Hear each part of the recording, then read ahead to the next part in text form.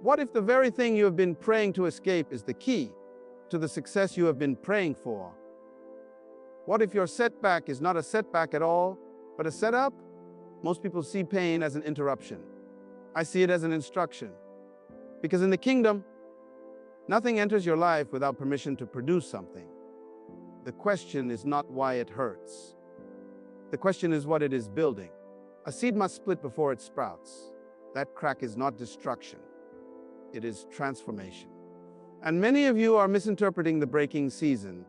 You think you are losing ground, when in reality you are gaining depth. If you understand this principle, you will stop fighting your development and start cooperating with it. Pain is not your enemy. Misunderstood pain is.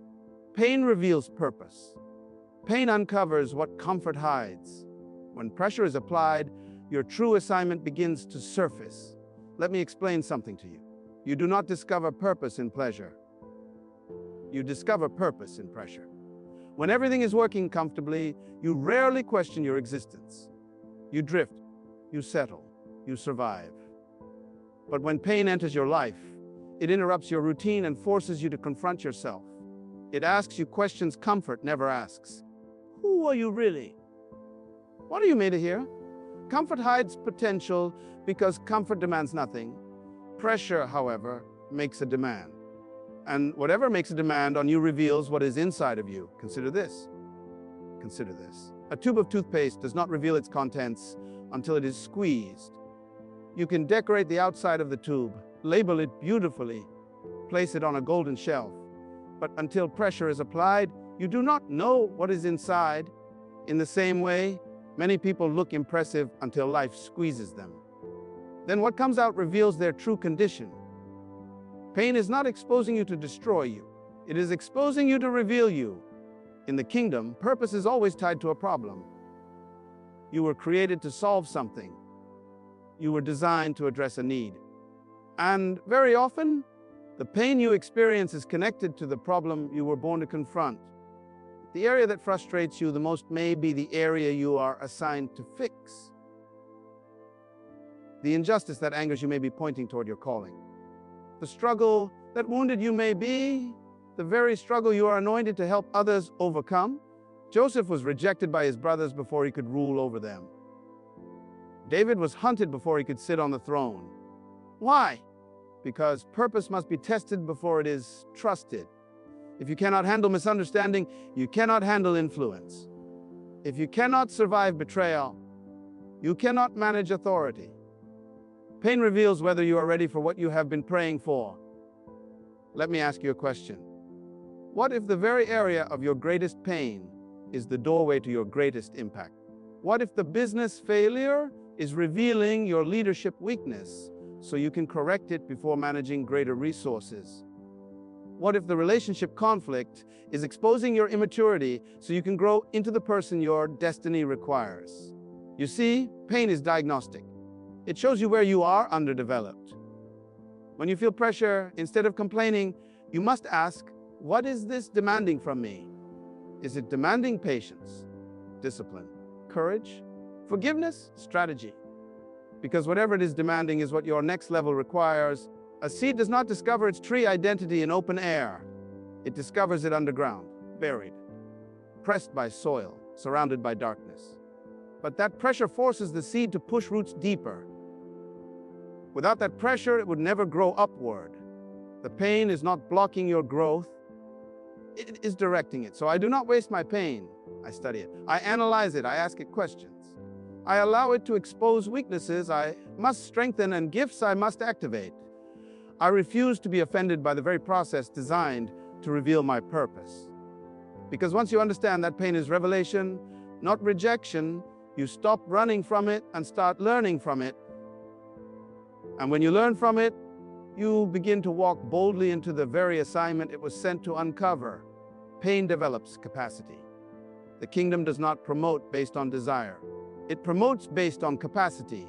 You can desire success all day long, but desire does not qualify you to sustain it. In the kingdom, promotion is never a reward for wishing. It is a response to preparation. And preparation is often packaged in pain.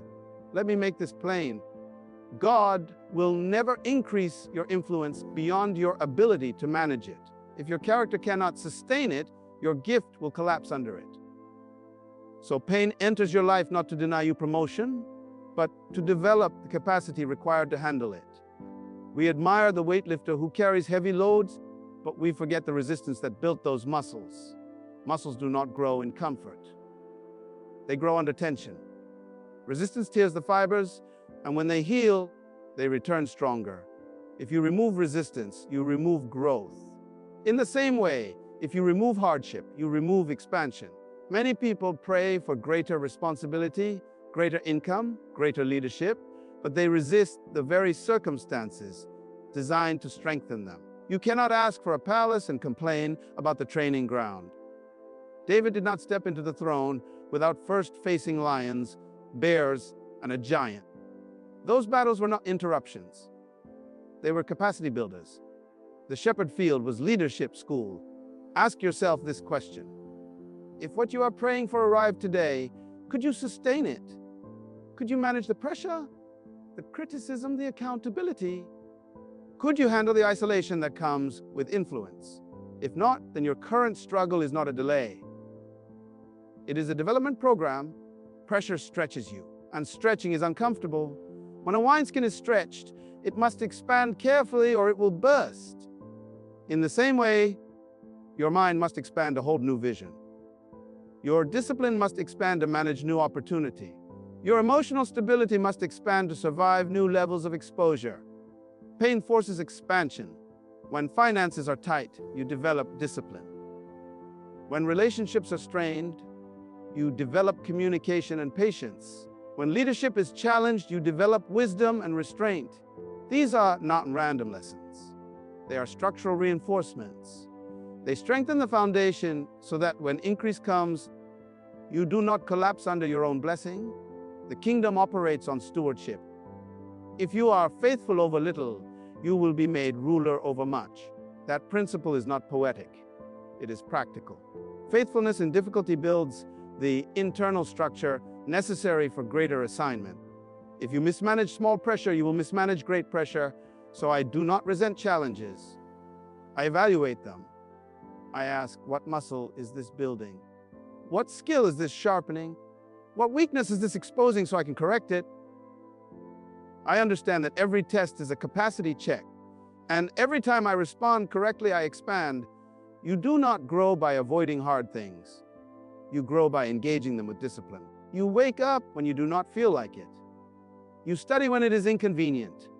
You forgive when your pride resists. You persist when results are slow.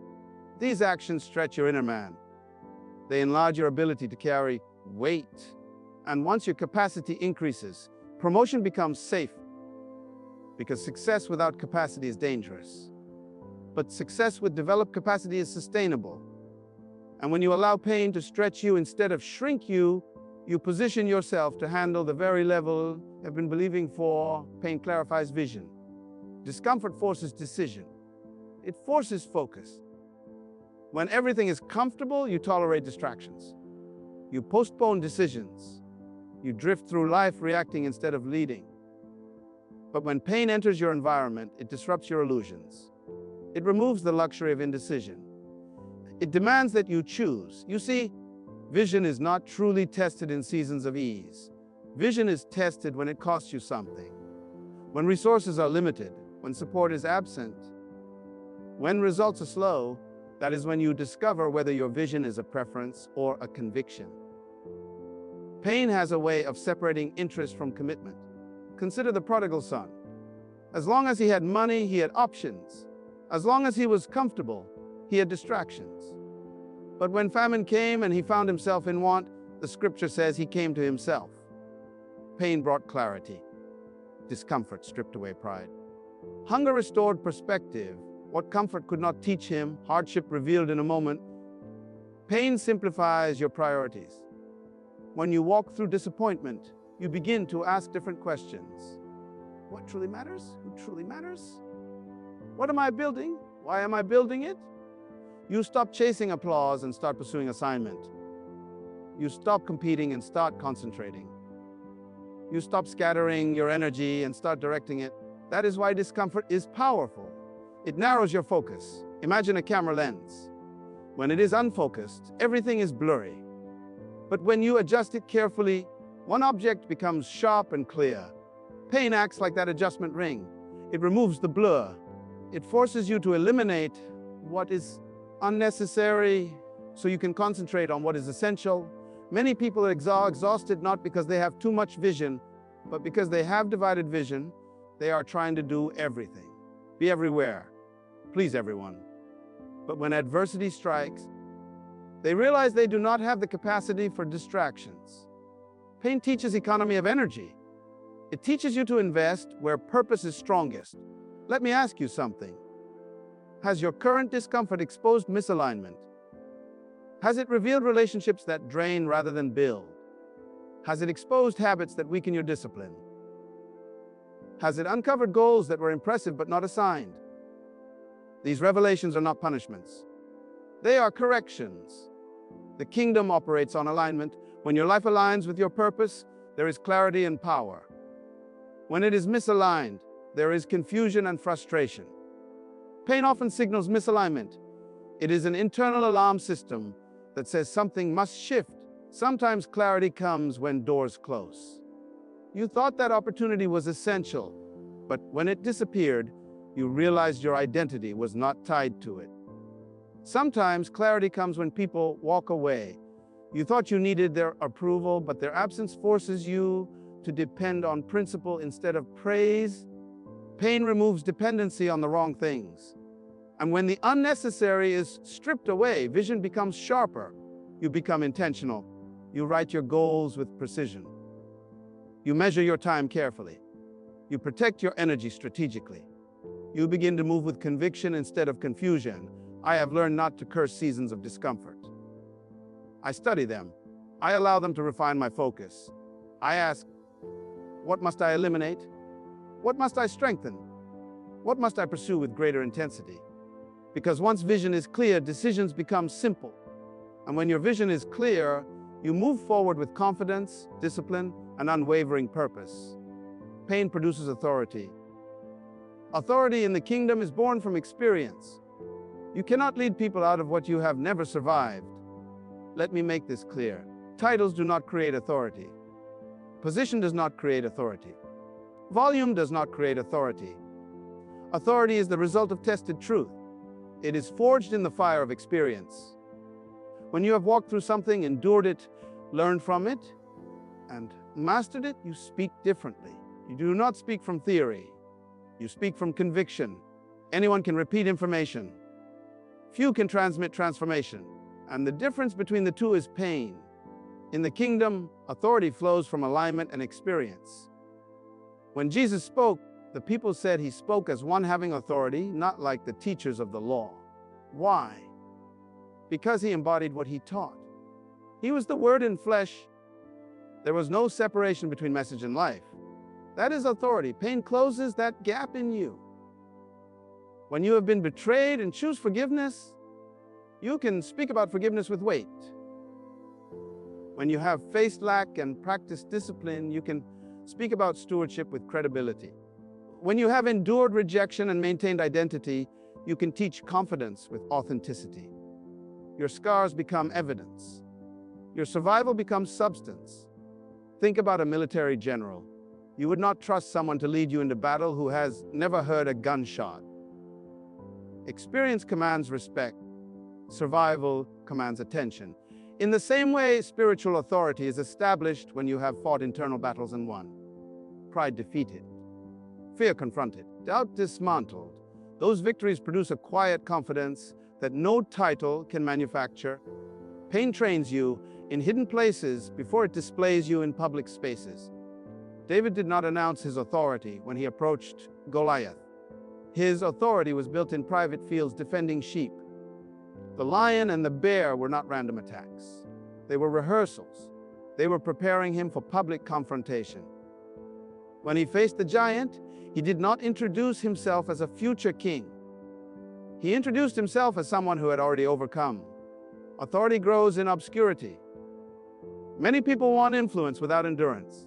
They want platforms without process, but influence without internal strength is dangerous.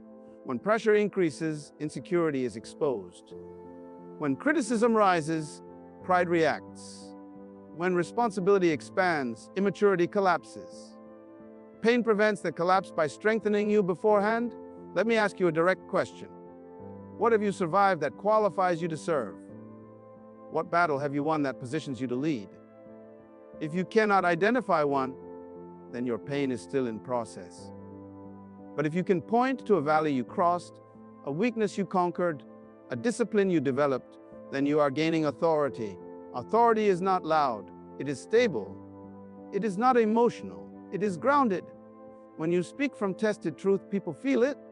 There is weight behind your words, not because you are impressive, but because you are proven. Even in practical life, this is clear. A business mentor who has navigated failure and recovery carries more authority than someone who only read about it. A parent who has raised children through difficulty speaks with more credibility than someone who only studied parenting principles. Experience deepens instruction, so I do not resent the battles I have faced. I recognize them as authorization processes. They certify me, they refine me. They remove arrogance and replace it with understanding. They transform opinion into insight. And when pain has completed its work, you no longer speak to impress. You speak to impact. You no longer lead to be seen. You lead because you have substance. Because once you have survived the fire, you carry the authority of someone who cannot be easily shaken. Pain is an investment, not a loss.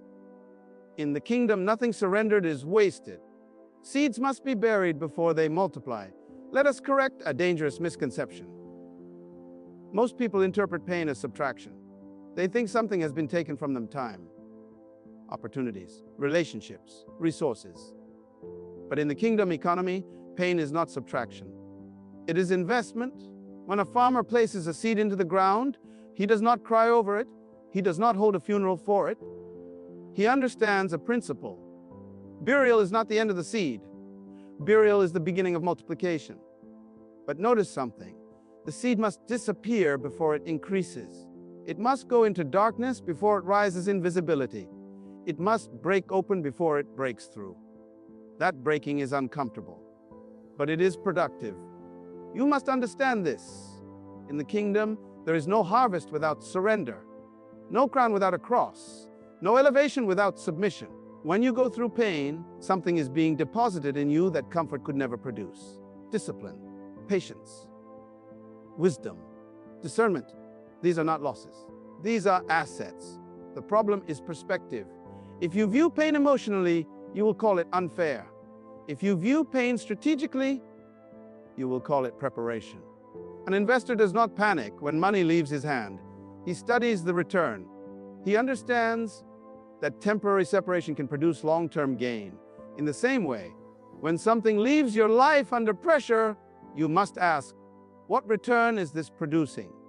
Perhaps the relationship that ended exposed your dependency so you could develop wholeness. Perhaps the job you lost forced you to discover a gift you ignored. Perhaps the failure you experienced taught you systems, discipline, and humility that success would have hidden. These are returns on investment.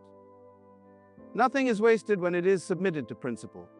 Scripture says that all things work together for good to those who love God and are called according to His purpose.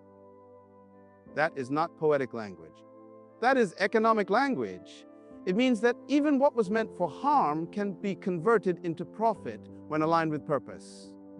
The pain may not have been sent by God, but it can be used by God. But here is the condition. You must extract the lesson. If you go through suffering and learn nothing, you've lost twice. You experience the discomfort and miss the deposit.